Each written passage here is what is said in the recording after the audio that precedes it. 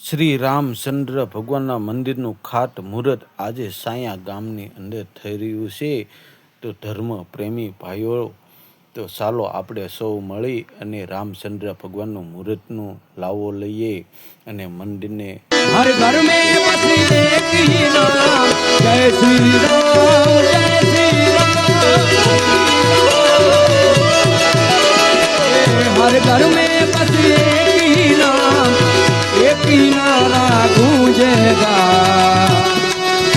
मेरे भारत का बच्चा बच्चा जय जय श्री राम बोलेगा बोलो जय जय श्री राम जय श्री राम बोलो जय जय श्री राम जय जय श्री राम जय श्री राम मेरे भारत का बच्चा बच्चा जय जय श्री राम जय श्री राम जय श्री राम बोले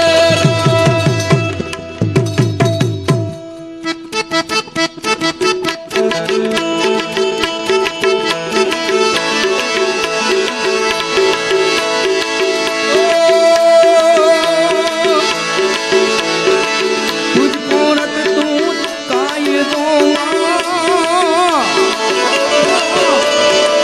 तुझको रट तू कायदों ने तू मारो इंसाफ तू मारो इंसाफ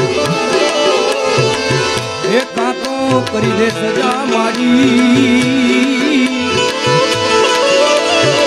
आ तो कर सजा मारी